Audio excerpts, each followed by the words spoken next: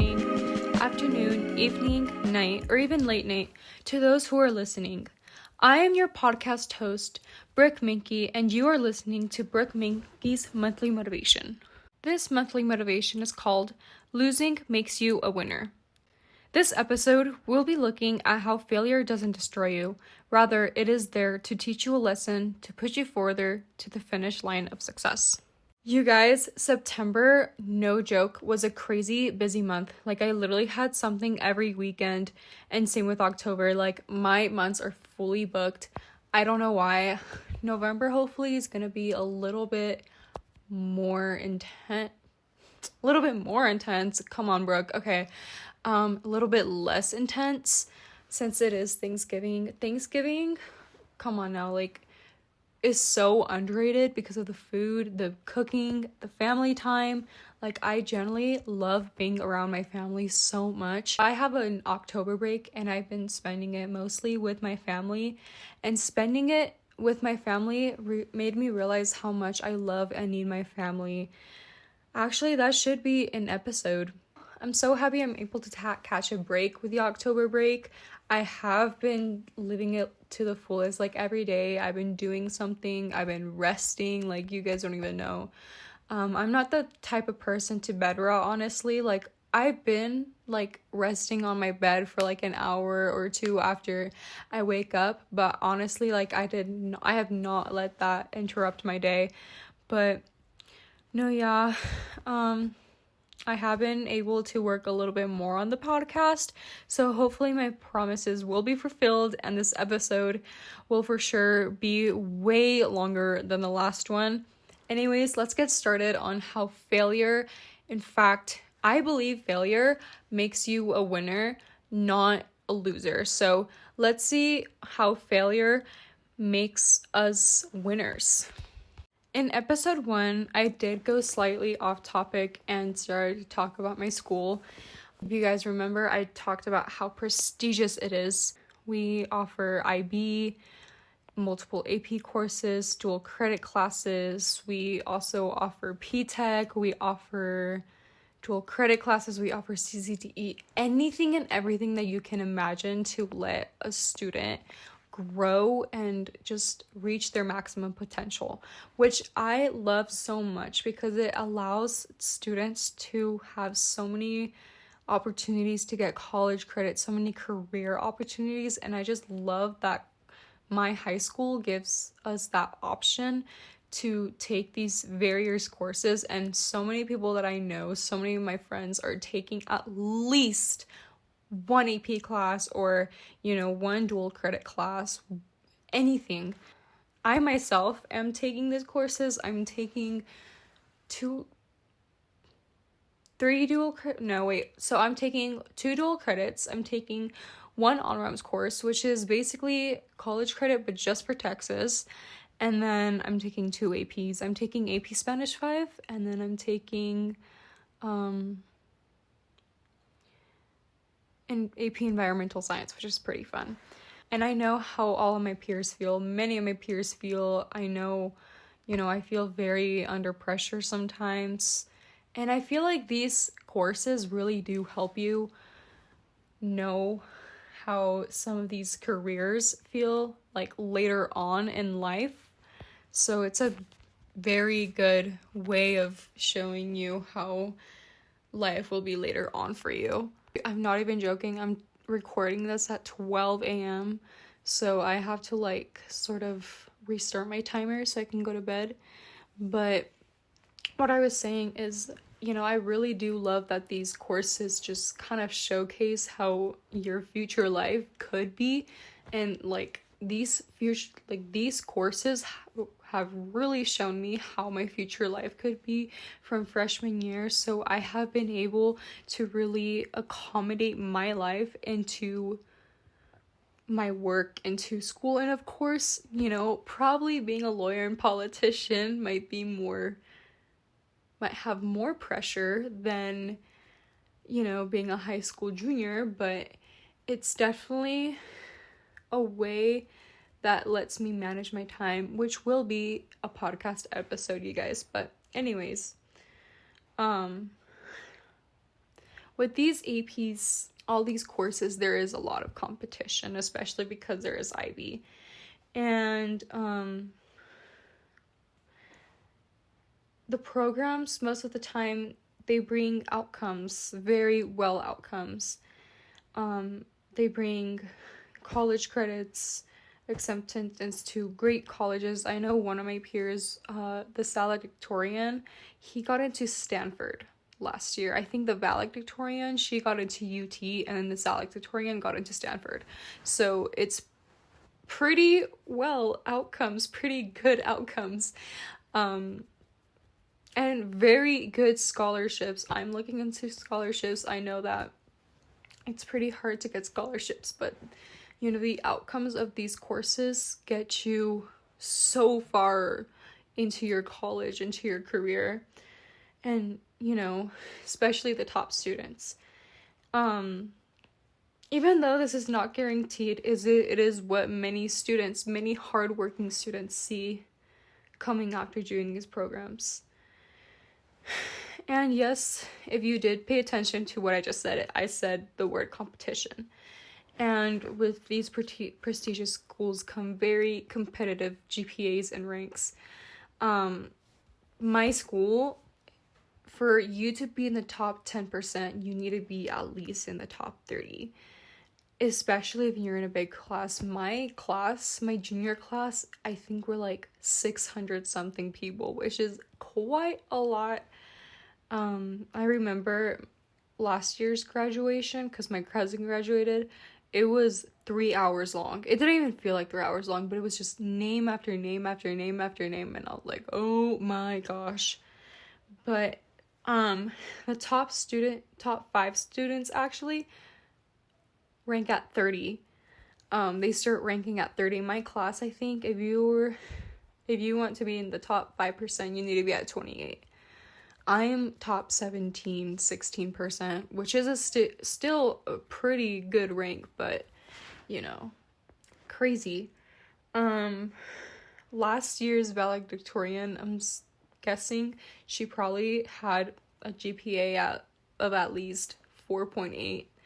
Yeah, pretty high GPAs. I know that when one of the staff members was talking about, you know, to the juniors, she was like, guys, like, the valedictorians here have had GPAs of 4.7, 4.8. I know I'm just yapping, but I'm going to get to my point, you guys.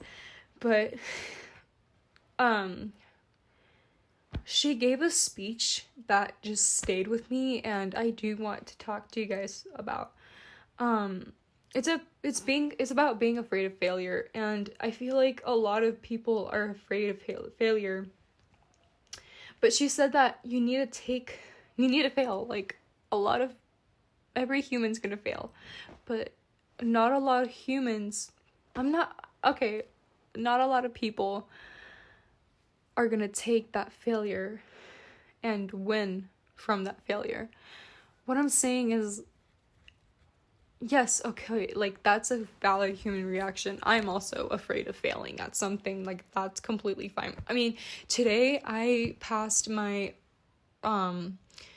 road science test with a 95, and I was still so afraid of failing. I was like, oh my gosh, what if I fail? But, you know, it's about taking that failure in for yourself and, you know, taking it as a learning opportunity for yourself and winning. And I will show you guys examples of very famous people, very famous, you know, attractions that have failed and are like literally winners. But, you know, let me tell you, as what she said, how I remember, failing just brings you closer to winning. Failure allows you to learn and grow and become stronger than you will ever be, making you a winner, right? So let me tell you about some stories about very famous people, or some pretty well-known losers who became winners.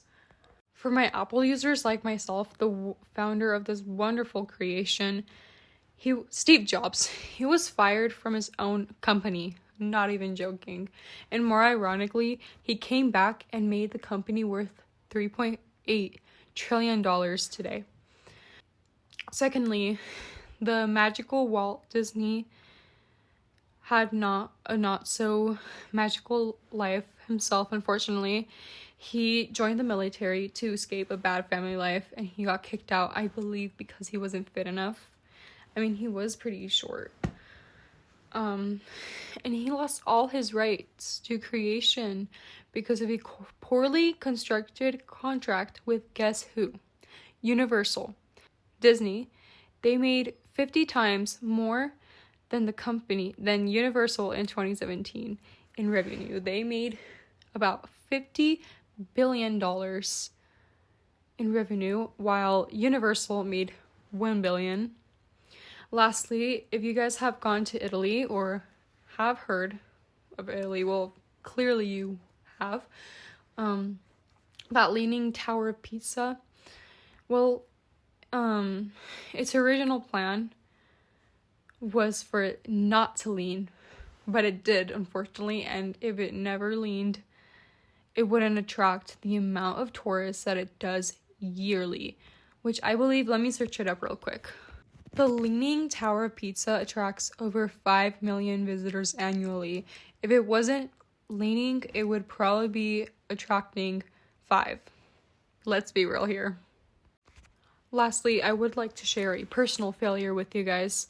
About a year ago in my freshman year, I went to an NHI Great Debate. And not even joking, my partner and I got crushed by our opposing team on our first round. I got ejected. I couldn't stop stuttering. I was a total wreck. And when I saw the score, I was like, oh my gosh. You know what? I'm going to look at the score and I'm going to practice. And that's what I did. My partner and I, she was pretty awesome. Credits to her. I think if it wasn't for my partner, we wouldn't have gotten so far. We got to quarterfinals, which was pretty awesome. And not only did we get to quarterfinals, we ironically beat the team that beat us on our first round, which felt like a personal accomplishment if I'm gonna be pretty real with you guys. And I also happened to get an All-State Lawyer trophy, which is standing on my desk. A very pretty All-State Lawyer trophy. She has a little star. She's like holding a little star. It's really pretty. And I'll be honest with you guys, some of my worst failures have ended in the best successes because I've actually looked at them and I've seen what I did wrong and why and what I could have done, and I'm like, okay, I'm gonna do this now, and I'm gonna do that, and I'm gonna work on this. And the next time that something like this encounters me, I know what I'm gonna do about it, and I'm gonna be more resilient. And something that I really like about myself is that I'm very resilient. And resilience is something very important that you need in your life. From everyday life, what if your TV stops working? Well, look at the cables, look at, maybe something turned off. To your lifelong goals, you need to have resilience. You need to be able to withstand roadblocks and, most importantly, overcome them smartly and strongly. You need to find plan Bs. You need to find other ways to overcome these failures, and very good ways to overcome these failures to actually grow from them and actually become winners from them. And obviously, some of these failures might be small little failures, but take those small little failures as also like ways to learn. Like every time I go to my debate competitions, I'm like at finals, I'm like observing the people. I'm taking note after note after note for my personal growth. I'm taking note after note. And that's why our failures show us what we did wrong and why, and what we could have done again. And they help us execute new plans for success. And again, you can't turn a failure into success without resilience.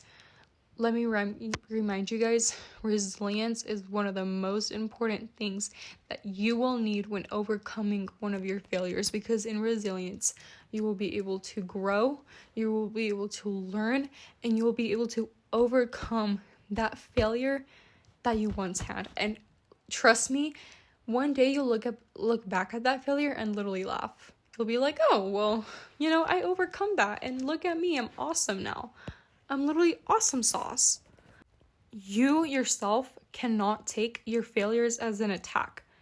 Because if you take your failures as an attack, what you're going to end up doing is you're going to self-sabotage. And self-sabotage is not good at all in your success journey. Let me tell you guys, I've sometimes taken my failures as an attack, and it did not end up well.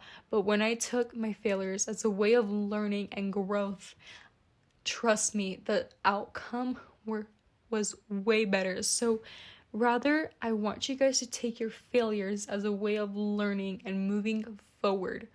Even if you have to isolate for yourself for a little bit to literally overcome that failure, do it. Do it, do it, do it. If you have to dwell on it, do it. Just don't beat yourself up, because that is self-sabotage. This month, think about a failure you've had, combining October and November, and what you did. Did you take it as a learning experience? And if so, how did you grow from it? And how did you overcome it?